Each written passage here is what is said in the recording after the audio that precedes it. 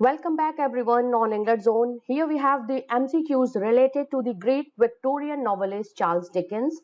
Important MCQs included हैं important facts के साथ में आज के वीडियो में, तो वीडियो को बिल्कुल मिस मत कीजिए और लिंक जो वीडियो का है उसको शेयर कर दीजिए अपने सोशल मीडिया प्लेटफॉर्म्स पे। और चलते हैं MCQs की बात करते हैं आज के वीडियो में, अपने क्वेश्चंस की बात करते हैं। आपके पास टाइम होगा आंसर देने का क्वेश्चन का, तो आंसर दीजिएगा, उसके बाद मैं आपको आंसर डिस्कस करूंगी एक्सप्लेनेशन के साथ।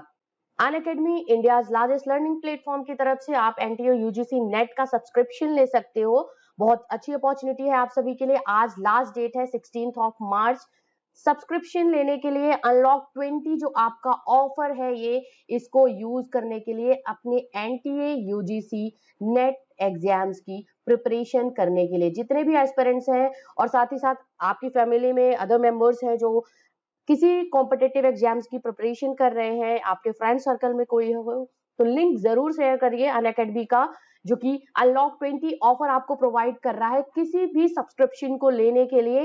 जो भी आप सब्सक्रिप्शन लेते हो उसमें आपको 20% का डिस्काउंट मिल जाएगा। और ये इसके प्राइजेस जो है, जो भी सब्सक्रिप्शन आप लोगे उसके जो लास्ट अमाउंट है आपका वो जल्दी ही इंक्रीज होने वाला है, उसके प्राइजेस बढ़ने वाले हैं। तो 14 से 16 मार्च का टाइम था, आज 16 मार्च है, लास्ट डेट है। आप इस ऑफर को तुरंत ग्रैब करिए। तो अभी तुरंत सब्सक्रिप्शन लीजिए, लिंक आपको description, I button, and screen और साथ ही साथ कम्युनिटी टैब पे मिल जाएगा इस चैनल के। तो बिना डिले किए हुए एक रिलायबल प्लेटफॉर्म ज्वाइन करिए। इंपॉर्टेंट एंड टॉप एडुकेटर्स हैं आपके यहाँ पे, एक्सपीरियंस एडुकेटर्स के थ्रू अपनी क्लासेस लीजिए, अपनी एग्जाम की प्रिपरेशन कीजिए अनअकैडमी प्लेटफॉर्म पे। तो चलिए, बात हो गई यहाँ अनअकैडमी की, अब बात करते हैं क्वेश्चंस की। तो सबसे पहला एमसीक्यू हमारी स्क्रीन पे रहा, डिकेंस से related, Charles Dickens the great Victorian poet से related. Dickens was born in, किस एरा में, किस टाइम पे, किस ईयर में इनका जन्म हुआ था डिकेंस का, आपको आंसर देना है इस क्वेश्चन का। और ऑप्शन रहा, option A 1811, option B 1812, option C 1813, option D 1814। तो इन चारों ऑप्शंस में से कौन सा करेक्ट आंसर है, इसको जल्दी से आप बता दीजिए मुझे। तो जो करेक्ट आंसर है वो है हमारा ऑप्शन बी। ठीक है, option B is the correct answer. 1812 से लेकर के 1870 का जो टाइम ड्यूरेशन था ये था चार्ल्स डिकेंस का। Means this was the birth year and this was the death year of Charles Dickens we have. Okay god, okay guys, आप सबको क्वेश्चन का आंसर पता चल गया। अब इनकी डेथ ईयर को भी आप नोट डाउन कर लीजिए अपने नोट्स में, एग्जाम में पूछा जा सकता है आपसे इससे रिलेटेड क्वेश्चन। तो इस टाइम ड्यूरेशन में उन्होंने बहुत से शॉर्ट स्टोरीज, बहुत से नॉवेल्स लिखे हुए हैं जिनके बारे में अभी हम एमसीक्यूज के फॉर्म में आगे बात करेंगे। Next we have, Dickens was the first editor of the following newspaper. किस न्यूज़पेपर के डिकेंस एडिटर थे, आपको बताना है। फर्स्ट एडिटर थे वो किस न्यूज़पेपर के। Option A we have here the Daily News, option B Bentley's Miscellany, option B C है the Weekly Household Words, option D है the Monthly Housewords। तो जल्दी से करेक्ट आंसर दे दीजिए आप सभी इस क्वेश्चन का। बताना है कि Dickens was the first editor of the following newspaper and we have the correct answer here, that is option B. Bentley's Miscellany was the newspaper जिसके वो फर्स्ट एडिटर थे। Next one here we have the Dickens started his career in. अपना career Dickens ने कब start किया, इसका answer देना है। डिकेंस ने अपना करियर मींस लिटरेरी करियर, जो कि लिटरेचर लिखने का जो करियर था उनका एज अ लिटरेरी फिगर, उन्होंने किस ईयर में अपना करियर स्टार्ट किया। Option A 1823, option B 1843, option C है 1733 या ऑप्शन डी है 1833। जो ब्रीफ क्विक फैक्ट्स हमने डिस्कस करे हैं चार्ल्स डिकेंस से रिलेटेड, जो लास्ट वीडियो में हमारा था उसमें हमने इसके बारे में बात की है। तो अगर आपने वो वीडियो अच्छे से देखा होगा तो आपको इसका करेक्ट आंसर पता होगा। तो चलते हैं करेक्ट आंसर की तरफ बात करते हैं friends. Option D is the correct answer. 1833 was the year when Charles Dickens started his literary career. और किस वर्क से उन्होंने अपना करियर स्टार्ट किया था, जो उनकी फर्स्ट स्टोरी उन्होंने लिखी थी, dinner eight popular walk, a dinner eight popular walk, that was the story. इसको नोट डाउन कर लीजिएगा। और इसको इन्होंने किसमें पब्लिश करा था, सबमिट करा था, मंथली मैगजीन में। मंथली मैगजीन में, इस पीरियोडिकल में इस स्टोरी को, फर्स्ट स्टोरी को 1833 में जो लिखी गई है, तो उस ईयर में इन्होंने इसको सबमिट करा था। तो एज उनका जो करियर था, लिटरेरी करियर, तो इसी ईयर 1833 में स्टार्ट होता है। Next question we have on the screen, Hard Times appeared in. आपको बताना है इनका ये जो नॉवेल था हार्ड टाइम्स, ये किस ईयर में अपीयर होता है, इसके रिलेटेड क्वेश्चन ऑप्शंस यहाँ पे दिए गए हैं। ऑप्शन ए है हमारा 1852, ऑप्शन बी है 1854, ऑप्शन सी 1853, ऑप्शन डी 1855। इन चारों ऑप्शंस में से करेक्ट आंसर आप सभी बता दीजिए मुझे, जो इनका है कि हार्ड टाइम्स जो वर्क है चार्ल्स डिकेंस का, ये किस ईयर में पब्लिश हुआ है। सो फ्रेंड्स, इसका जो करेक्ट आंसर है वो है हमारा option 1854। Okay, 1854 is the correct answer. Hard Times appeared या पब्लिश हुआ है जिस ईयर में, वो बात करेंगे हम, वो 1854 का है। तो ये हमारा बी ऑप्शन करेक्ट होगा। यहाँ पे गलत दिया गया है, यहाँ पे आप बी कर लीजिएगा इसको। Option B would be the correct answer. Hard Times की बात करें तो ये इनका जो था ये 10th नॉवेल था। Okay, 10th novel of Charles Dickens. Next बात करते हैं, Bleak House, Hard Times, Little Dorrit, choose the correct right order according to their publication year. आपको बताना है कि पब्लिकेशन ईयर के अकॉर्डिंग इनका राइट ऑर्डर आपको चूज करना है। ब्लीक हाउस, हार्ड टाइम्स की बात हो रही है, लिटिल डोलेट की बात हो रही है। तो अभी हमने इस क्वेश्चन का हार्ड टाइम्स का तो हमने डिस्कशन कर लिया है। अब अदर्स की बात कर लेते हैं, जैसे ब्लीक हाउस है और जो इनका लिटिल डोलेट है उसकी बात करें तो जो ऑप्शन है यहाँ पे, ऑप्शन है 1852 टू 53, 1854, 1854, 57 एंड 1851। इन चारों ऑप्शंस में से आपने पढ़ लिया होगा। मुझे करेक्ट आंसर बताइए इसका कि ये कब पब्लिश हुआ है। and we have the correct answer, that is option C, 1852, 1853, 1854 में हार्ड टाइम्स था, 1852-53 में ब्लीक हाउस था, पब्लिश हुआ है, और 1855 से 56 57 के मिड में जो था वो लिटिल डोरिट जो इनका नॉवेल था वो पब्लिश हुआ है। और ये जो नॉवेल था ब्लीक हाउस, ये एपिसोड के फॉर्म में पब्लिश हुआ है, तो इसीलिए इसका टाइम ड्यूरेशन जो था 52 से 53 के मिड में ये पब्लिश हुआ है। जो मतलब ईयरली, ये मंथली इसको पब्लिश करा गया था। 20 एपिसोड्स थे, सीरियल के फॉर्म में इसको पब्लिश करा गया था 52 से लेकर के 53 के मिड में। और इसके बाद साथ ही अगर हम बात करें तो ऑप्शन सी जो हमारा है वो हमारा करेक्ट आंसर है। Next one we have Pickwick paper is a. Pickwick paper की बात हो रही है यहाँ पे। पिगविक पेपर क्या है चार्ल्स डिकेंस का, आपको इसका आंसर देना है। Option A, it is an epistolary novel, और option B an episodic novel, option C a novel into 5 acts, option D none of these. देखिए ये और ये तो होगा नहीं, अब इसमें इन दोनों में से आपको बताना है एपिस्टोलरी नॉवेल है या एपिसोडिक नॉवेल है। तो जो पिगविक पेपर है, जो नॉवेल है चार्ल्स डिकेंस ने लिखा हुआ है, अगर उसके बारे में हम बात करें तो ये जो नॉवेल था it was a episodic novel. Okay, option B में करेक्ट आंसर क्लिक कर दीजिएगा। ऑप्शन बी हमारा है करेक्ट आंसर। एपिस्टोलरी नॉवेल होते हैं जो लेटर के फॉर्म में लिखे जाते हैं, और एपिसोडिक नॉवेल्स वो होते हैं जो एपिसोड मींस उसके पब्लिकेशन, वो एक दो एपिसोड करके वो पब्लिश होता है किसी मैगजीन में। और इसके बारे में बात करें तो ये इनका फर्स्ट सक्सेसफुल नॉवेल था, ये फर्स्ट नॉवेल था इनका चार्ल्स डिकेंस का, जो कि पब्लिश हुआ है 1836 में। ठीक है, 1836 पब्लिकेशन ईयर है पिगविक पेपर्स का, और पिगविक पेपर्स है इसीलिए इसको एपिसोडिक नॉवेल हम बात करेंगे। स्केचेस बाय बोज ये पब्लिश हुआ है, जो बोज उनका एक आप ये कह लो उनका स्यूडोनिम था, अपने नॉवेल्स को इसी नेम से वो लिखा करते थे, स्यूडोनिम से, दैट वाज बोज, जो चार्ल्स नेम का निक नेम था या इनका एक पेन नेम था। नेक्स्ट क्वेश्चन की बात करें, Charles Dickens wrote 2 historical novels, one was a tale of two cities and other was. Second इनके हिस्टोरिकल नॉवेल की आपको बात बतानी है कि इनका हिस्टोरिकल नॉवेल सेकंड कौन सा था। आंसर कि पहले मैं आपको ऑप्शंस बता दूं, Barnaby Rudge, option B Bleak house, option C है Dombey and Son, option D है हार्ड टाइम्स। तो करेक्ट जो आंसर है इसके बारे में हम बात करें कि हिस्टोरिकल नॉवेल्स की या क्रॉनिकल नॉवेल्स की बात करते हैं जो कि चार्ल्स डिकेंस ने लिखा है। एक तो है a tale of two cities, जिसमें फ्रेंच रेवोल्यूशन के इवेंट को या इंसिडेंट को इसमें चार्ल्स डिकेंस ने डिपिक्ट करा हुआ है, इसको पिक्चराइज करा हुआ है।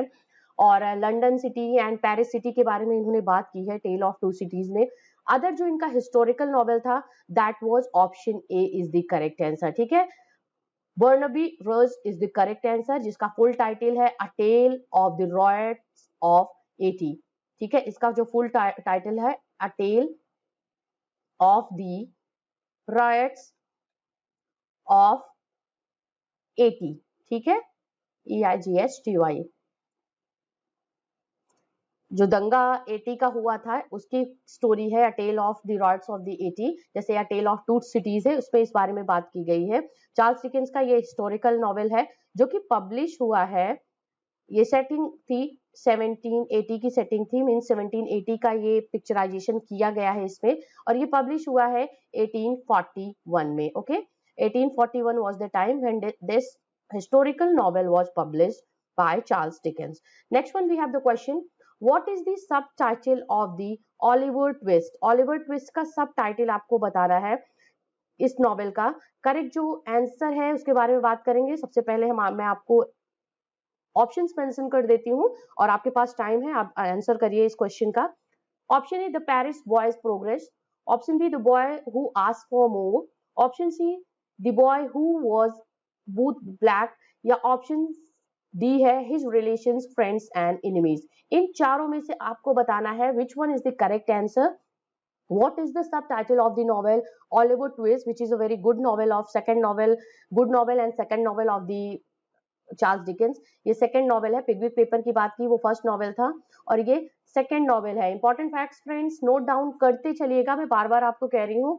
कभी कभी एग्जाम में क्वेश्चन इससे पूछा जा सकता है, पब्लिकेशन ईयर से पूछा जा सकता है, तो मैं सब कुछ आपको बताते हुए चल रही हूँ इस क्वेश्चन के साथ में।